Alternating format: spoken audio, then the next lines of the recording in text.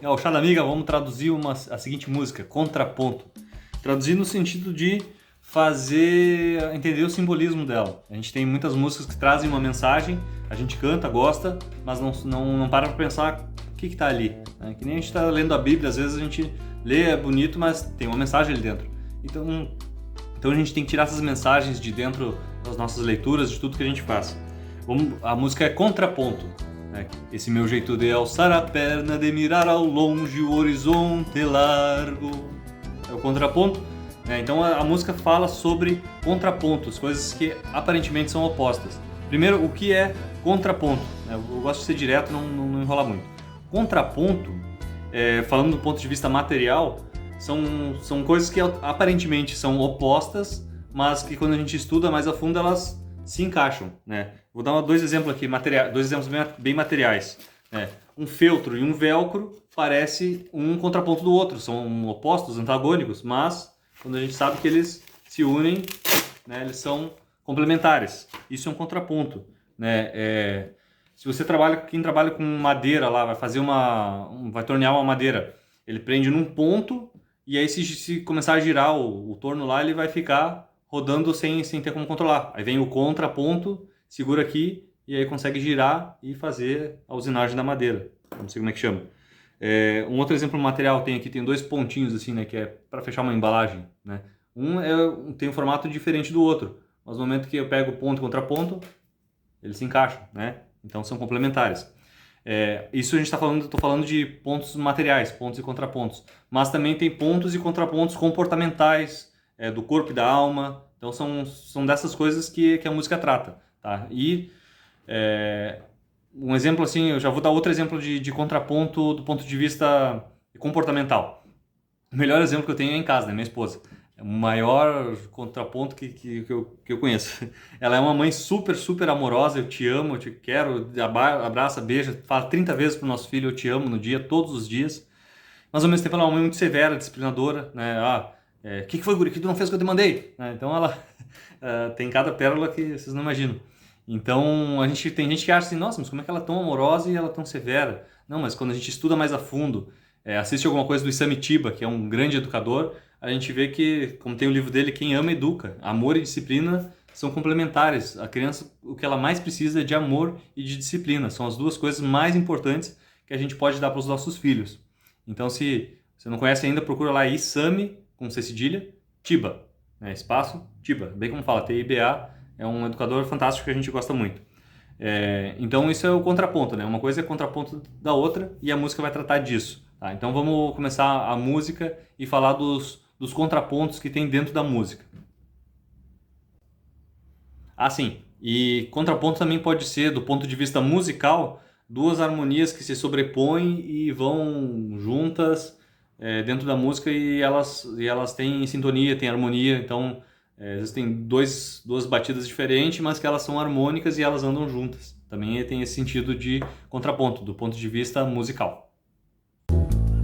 Esse meu jeito de alçar a perna, de mirar ao longe o horizonte largo, é o contraponto de beber auroras quando cevo a alma pra sorver o amargo.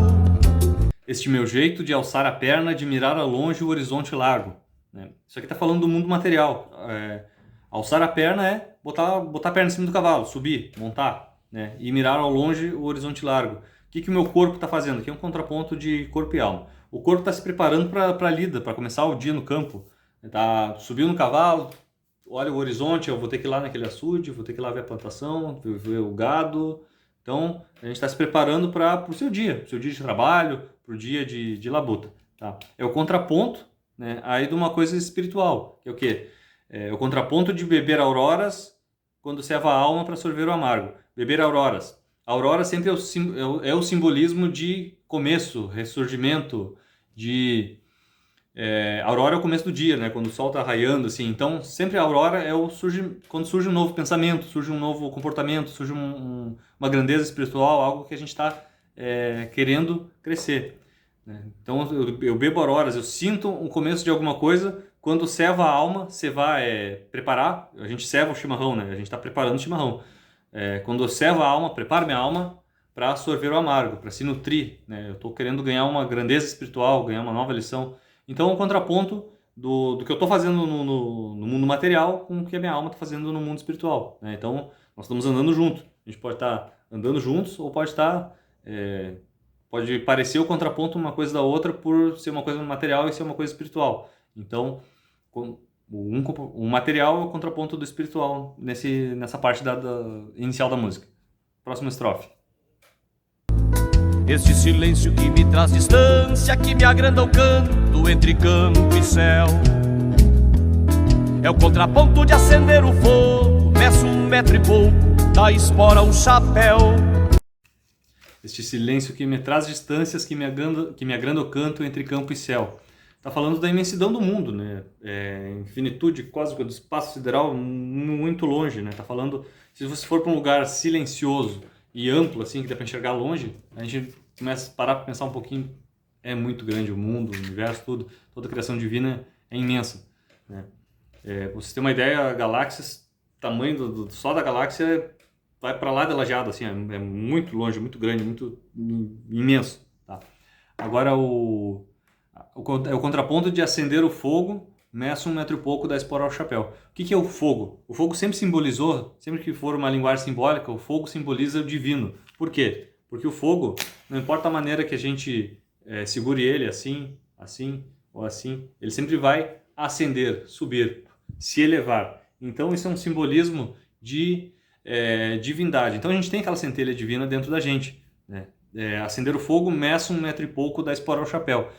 Por mais que eu seja pequeno, né, a gente tem que se fazer humilde, assim, eu sou pequeno, mas eu tenho essa centelha divina em mim. Então, por maior que seja o mundo material infinito, eu também sou tão grandioso quanto isso quando eu tenho valores, como está na nossa bandeira de liberdade, igualdade, humanidade, quando eu luto por valores divinos, por uma elevação moral. Então, eu estou sempre buscando a minha alma um crescimento, que é essa chama de Deus que está dentro da gente. Então, é o contraponto da imensidão do mundo material com a centelha divina, que é tão grandiosa, mesmo dentro de uma pessoa de 1 metro e pouco, né? Que a gente se faz humilde.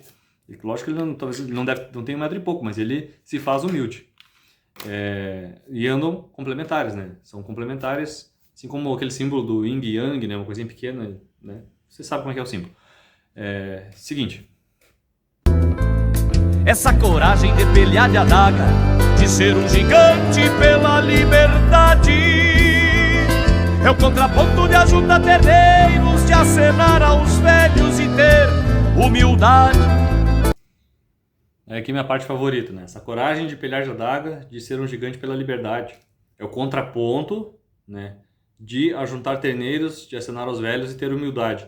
Então eu posso ser uma pessoa humilde, simples, e tanto é que ele lida com terneiro, ele acena para os velhos, ele é humilde.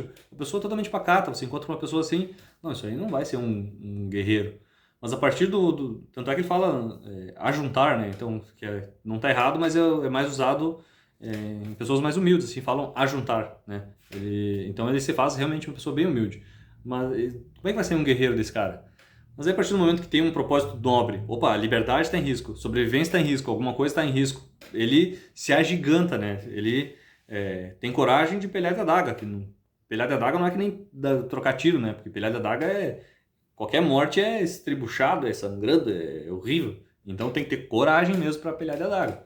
Então, o contraponto dele, essa pessoa simples e humilde, é ele ser um gigante pela liberdade e virar esse grande guerreiro. Até, continuando nesse assunto, a gente começa a achar passagens históricas, assim, né? Aprendi com a Lúcia Helena Galvão, muito bom, procura no YouTube. Que lá nos 300 de Esparta, lá, o rei Leônidas, ele escolhia os seus líderes militares, aqueles que durante o tempo de paz eram os mais corteses, urbanos, sociáveis, educados, porque eles entendiam que quando a gente veste a nossa personalidade, a gente tem um lado duro e um lado macio. Quem usa o lado macio para fora, que sabe ser tudo isso, né, ser uma pessoa de bem para a sociedade, para os outros, usa o lado duro para dentro, que no momento que precisa sabe fazer sacrifícios, sabe se cobrar, então está disposto a fazer qualquer coisa numa batalha, né, em prol de um propósito. e ao mesmo tempo ocorre o contrário. Quem usa o lado macio para dentro, geralmente é muito ríspido para fora, exige dos outros, né?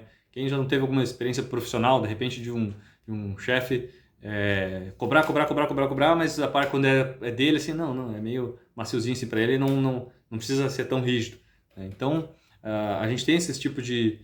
Eles tinham esse tipo de entendimento que realmente se aplica muito bem. Então, aqui é o exemplo de um guerreiro que usa o lado macio para fora e usa o lado duro para dentro, né? Ele se cobra. A partir do momento que deu um problema, ele vai lutar por aquele ideal. Outro exemplo, assim, nem no filme do Resgate do Soldado Ryan. Quem é esse grande guerreiro? Queriam saber o que o Tom Hanks era, né? O pessoal fizeram uma aposta a ver o que era, o que ele fazia antes da guerra. Ele era um militar muito destacado. E aí lá deu uma confusão lá, aí ele falou lá assim, não, eu era professor de história. Então, poxa, em tempo de paz, ninguém esperava que ele fosse ter uma profissão de ensinar, de ser uma coisa mais calma, de ter uma função na sociedade, assim, que é fazer as criancinhas aprenderem, né? Então, poxa vida, esse grande militar, não, mas ele é um sujeito humilde que se agiganta pela liberdade, né? Tem a coragem de pelear da adaga, tem toda essa coragem. Mais um exemplo desse exemplo. Adiante. Essa audácia de buscar o novo, sem pisar o rastro, reacender as brasas. É o contraponto de ter prendem filhos e fica tordilho ao redor das casas. É o contraponto de ter prendem filhos e fica tordilho ao redor das casas. E agora o nosso último contraponto. Essa audácia de buscar o novo sem pisar no rastro ou reacender as brasas. Essa audácia de... Pensa numa pessoa que quer ir além, quer buscar coisas novas, seja, por exemplo, assim, um cientista vai lá, vou pesquisar alguma coisa nova. Ele não vai criticar o que já foi construído, né? Ainda que algum conhecimento anterior esteja errado, ele não vai pisar no rastro de quem levou ele até ali. Até o Albert Einstein lá, quando ele lançou a teoria da relatividade, ele fizeram um grande simpósio lá para que ele se explicasse como é que ele fez uma teoria tão revolucionária, né, que estava todo mundo meio constrangido, meio incomodado com aquilo. Não sei qual era a situação, mas ele fala algo muito bonito, que ele fala assim: eu só enxerguei mais longe porque eu subi no ombros de gigantes. Então, ou seja, ele falou assim, não, eu só consegui ter uma teoria mais avançada porque vocês vieram até aqui e a partir do conhecimento que vocês construíram, eu pude ver além. Então, ele não pisa no rastro, não fala assim, vocês estão tudo errado. Não, eu cheguei até aqui com a ajuda de vocês e eu vou além, né? Então, a gente tem, sem pisar no rastro, ou reacender as brasas. Vamos botar assim, a gente tem aquela luta de séculos atrás de a religião perseguindo a ciência, e aí depois quando chegou o iluminismo lá, a ciência negando a religião, né? Então isso aí era uma luta antiga, e a gente começa a entender cada vez mais que a religião e a ciência são uma coisa só, né? Que Deus fez o mundo através dos elétrons, eu sempre brinco assim que Deus não fez a água assim, faça-se água. Não, Deus fez o hidrogênio faltando um elétron, o oxigênio faltando dois, ligação covalente dos elétrons, H2O, engenharia química, Deus fez assim, dessa forma. Então, religião e ciência estão interligados, né? Então, eu não vou reacender essa brasa, né? Eu vou buscar o novo sem pisar no rastro e sem reacender as brasas dessa luta, dessa coisa desagradável que estava tendo, vou acender a chama novamente. Não vou reacender essa brasa. E é o contraponto do quê? Dessa pessoa visionária, que está indo além, que está indo buscando, que está indo para frente em algo totalmente novo, desbravador.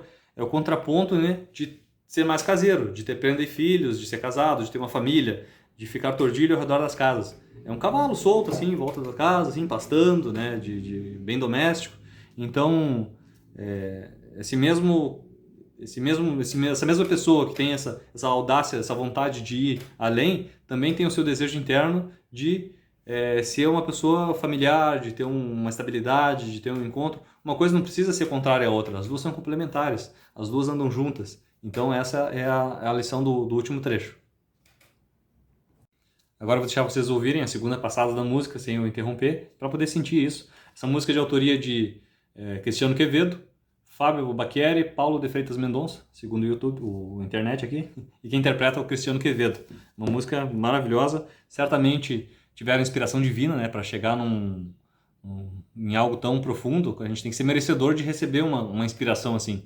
Então tem, com certeza, do outro lado tem colaboradores que também ajudaram a escrever essa música. Tocando. Esse meu jeito de alçar a perna, o horizonte é largo, é o contraponto de beber auroras quando cevo a alma pra sorver o amargo.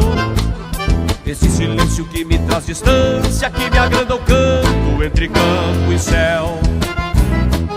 É o contraponto de acender o fogo, meço 1 metro e pouco da espora o chapéu. Essa coragem de pelear de adaga, de ser um gigante pela liberdade. É o contraponto de ajuntar terreiros, de acenar aos velhos e ter humildade.